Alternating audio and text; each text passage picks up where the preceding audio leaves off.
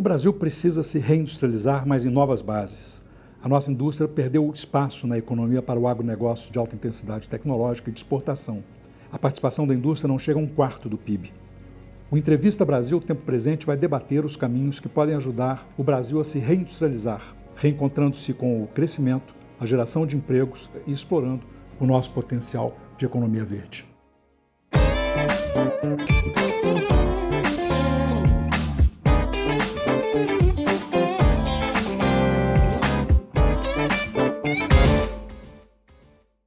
Olá, eu sou Sérgio Abranches, muito obrigado pela companhia de vocês. Eu hoje vou conversar com Rafael Lucchesi sobre a reindustrialização no Brasil. Rafael Lucchesi é diretor de Educação e Tecnologia do Senai Nacional e aceitou conversar com a gente aqui sobre transição energética, reindustrialização, transição tecnológica. Rafael, muito obrigado por participar dessa conversa conosco, muito prazer em falar com você. É um prazer estar com vocês aqui, Sérgio. Grande abraço. Quais são os problemas que a indústria tem hoje e quais são os melhores caminhos para a nossa reindustrialização, que tem a ver com as nossas melhores vantagens? Bom, nós temos hoje uma posição muito difícil para a indústria brasileira quando nós comparamos os últimos 40 anos, Sérgio. O Brasil ele sofre de um problema de desindustrialização precoce ou de especialização regressiva, né? Só para dar um dado como imagem, em 1980 a estrutura industrial brasileira era maior do que a soma da estrutura industrial chinesa e sul-coreana. Há 40 anos depois, a China sozinha é 25 vezes a estrutura industrial brasileira e a China hoje tem uma estrutura industrial maior do que a norte-americana e europeia somadas.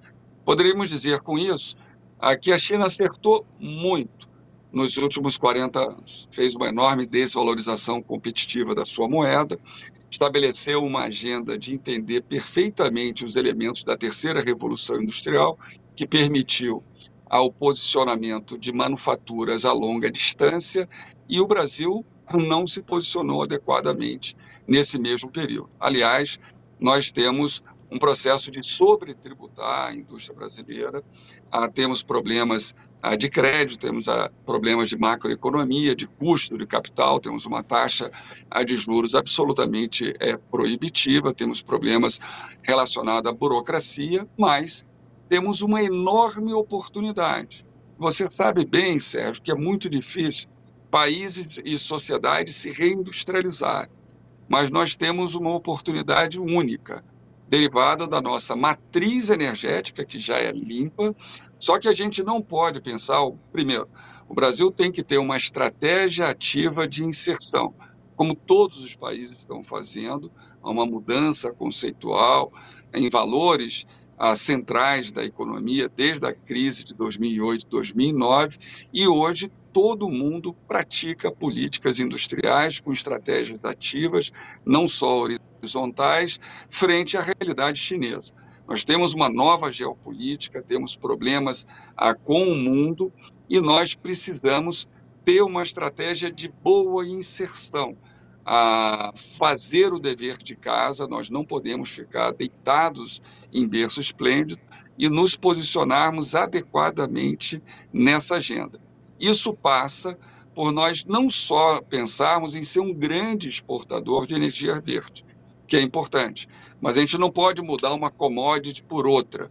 A gente não pode fazer do hidrogênio verde ou das energias limpas um reposicionamento como a nova soja brasileira.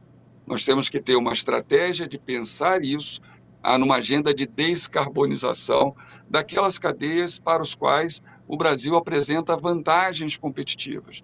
Temos que pensar no aço verde, no cimento verde, na química verde, e várias outras atividades para os quais nós temos vantagens competitivas e, com isso, ir escalando a agenda de agregação de valor, como fizeram todas as sociedades, inclusive o Brasil, quando se desenvolveu industrialmente, liderando os países emergentes na nossa agenda de industrialização que aconteceu no pós-guerra até o final dos anos 70.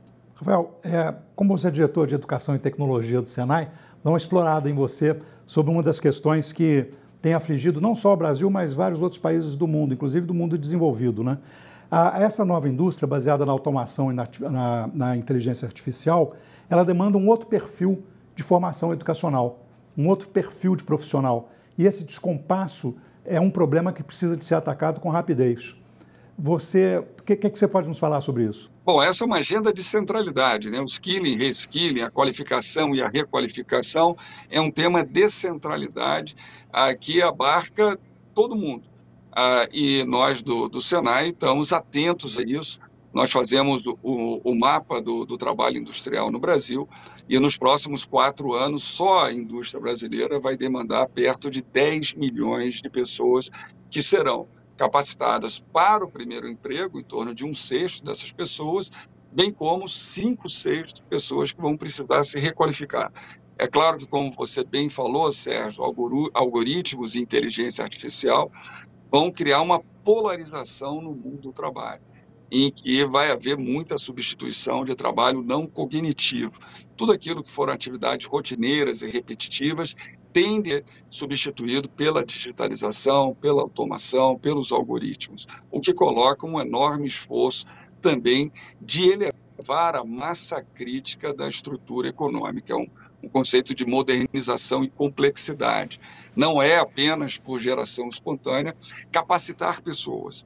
O Brasil demanda e precisa uma estratégia de inserção ativa para gerar empregos digitais, para modernizar na direção da manufatura avançada ou da indústria 4.0, de tal sorte a criar cadeias de valor sofisticadas, não só apenas pensar no agro, mas o próprio agro. A agropecuária é 7% da economia brasileira, do PIB. O agronegócio é 26%. Dentro desse agronegócio, a atividade industrial ela é maior do que a agropecuária, 8%. Fora que a diferença, os 11% de serviços, são fortemente encaixados na complexidade das cadeias industriais que são mais longas e mais sofisticadas. Então, mesmo nessa atividade, buscar uma especialização com agregação de valor é importante. Nós temos um grave problema na matriz educacional brasileira. No Brasil, apenas 8%, 9% dos jovens, segundo o último censo, fazem educação profissional junto com a educação regular, e na média dos países desenvolvidos ou nos emergentes mais bem-sucedidos, esse número se situa num patamar de 45%.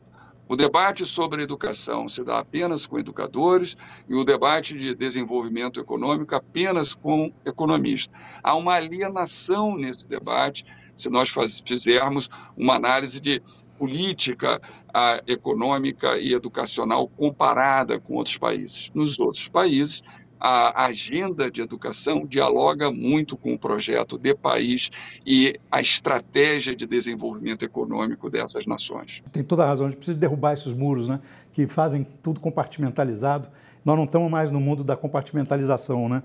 E falar sobre isso, na questão da transição energética, Rafael, a gente tem, é muito bom produzir energia solar e energia eólica, mas seria melhor se a gente também produzisse placas e turbinas, né? Tem toda a razão. Além disso, é um tipo de tecnologia energética que, diferentemente da que nós vínhamos usando, ela é distribuída, permite mais descentralização, permite mais agilidade, permite mais formar clusters, né? Grupos de atividades em torno de determinadas tecnologias energéticas, né? O conceito de multiplanta, né? Você tem uma abrangência territorial maior, inclusive assegura uma melhor distribuição das atividades econômicas num país continental como o Brasil, inclusive com um enorme potencial energético na região Nordeste, que é uma região economicamente deprimida. Mas, novamente, o Brasil não pode apenas ser um produtor de energia utilizando pacotes tecnológicos dos países desenvolvidos, que o fosso de produtividade e, claro, de riqueza e de competitividade vai se alargar e se agravar cada vez mais. O Brasil já dominava a tecnologia do ônibus elétrico, por exemplo, não aproveitou, a Índia e a China saíram na nossa frente. Nós temos várias desses exemplos de tecnologias que são formados no nosso ambiente de pesquisa e desenvolvimento, mas não chegam a se transformar num investimento produtivo, numa startup e depois numa empresa competitiva, né? E qual é o gargalo? Por que nós temos esses canais todos entupidos? Nós temos um duplo problema aí, um problema de demanda e de oferta. Nós temos um problema do ponto de vista de demanda. A estrutura empresarial tem ainda deficiências de colocar a estratégia inovativa no centro do posicionamento dos grupos econômicos, e nós temos um problema da oferta, porque a nossa estrutura acadêmica é muito ofertista e ela precisa caminhar mais próxima da agenda de inovação. Temos vários casos, vários cases, né, várias situações em que nós somos modelo, deu certo. Então, nós sabemos fazer. A questão é o volume disso. Nós precisamos melhorar e ter uma agenda de política pública mais encaixada. Eu acho que há uma percepção clara no governo atual em torno da agenda de neoindustrialização. Então, isso é positivo. Isso combinado com o avanço da reforma tributária, arcabouço fiscal, associado a essa agenda de transição energética, vai criar uma possibilidade de muito investimento direto estrangeiro, Sérgio, para o Brasil. Mas, para isso, nós temos que criar uma agenda de país, um projeto nacional que avance nessa direção, criando facilidades para o país se posicionar atrativamente para esses decisores globais, o que passa por arrumar o nosso tabuleiro, remover os problemas de infraestrutura, de energia, de regulação, para que nós possamos avançar de maneira mais sólida na agenda de posicionamento competitivo na economia sustentável, na economia verde, na bioeconomia. É muito bom você falar nisso, porque eu geralmente falo muito de uma vantagem que a gente tem, que parece que não é uma vantagem, mas que é as vantagens do atraso, né?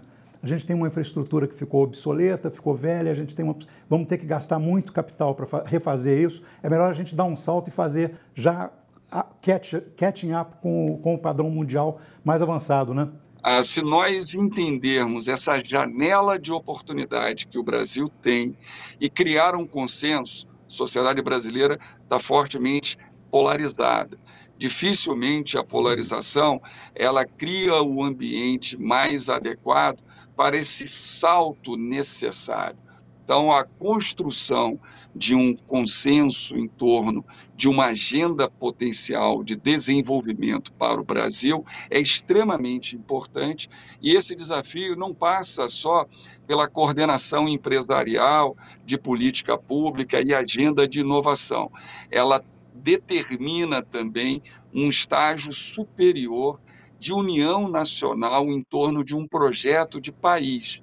E deveríamos ter um nível de maturidade entre os atores políticos e econômicos no sentido de compreender essa janela de oportunidade e capturá-la. Bom, infelizmente, Rafael, o nosso tempo acabou. Foi muito bom, foi muito boa a nossa conversa e, além disso, foi muito bom o seu fecho, porque, de fato, nós todos precisamos, gente, participar ativamente da discussão do Brasil que queremos, da Agenda Brasil.